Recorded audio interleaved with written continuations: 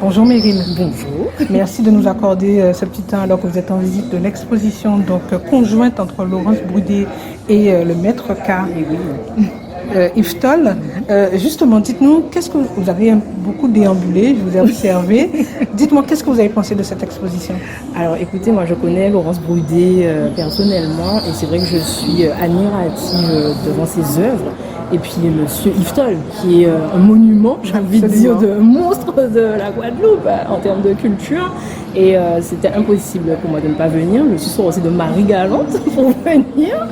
Mais non, c'est juste magnifique, là, le travail qu'ils ont fait. D'ailleurs, merci au mouvement culturel à Clio de mettre à l'honneur ce grand homme qui est vélo. Et les œuvres sont juste magnifiques. Moi, j'invite tout le monde à venir voir ces merveilles.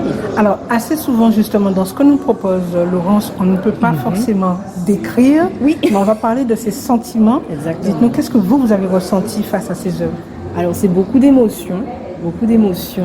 Elle travaille avec beaucoup de matériaux qu'on retrouve dans la nature. C'est ce que je trouve admirable.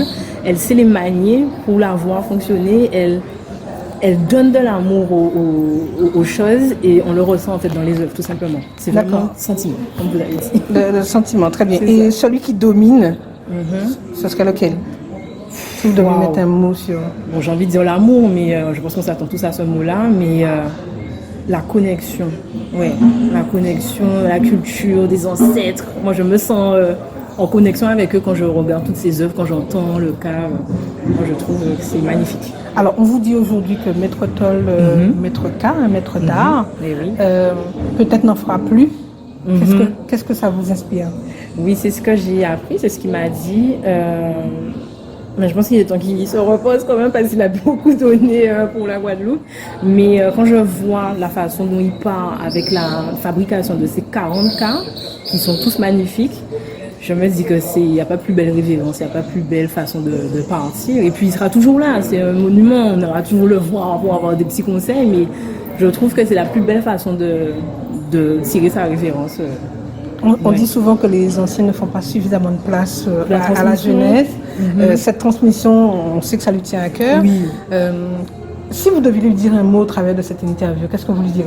J'ai envie de lui dire merci. C'est le petit moment où j'étais là, il est déjà venu me parler, on s'est connectés, comme on dit, et, parce que je suis dans le milieu culturel aussi. Et juste merci. Merci pour ce qu'il a fait pour les enfants de la Guadeloupe, pour la Guadeloupe. Merci pour ses mains, merci pour sa passion et son amour. Je crois qu'on va rester sur ces mots d'amour. Merci beaucoup Meryl pour ce moment accordé.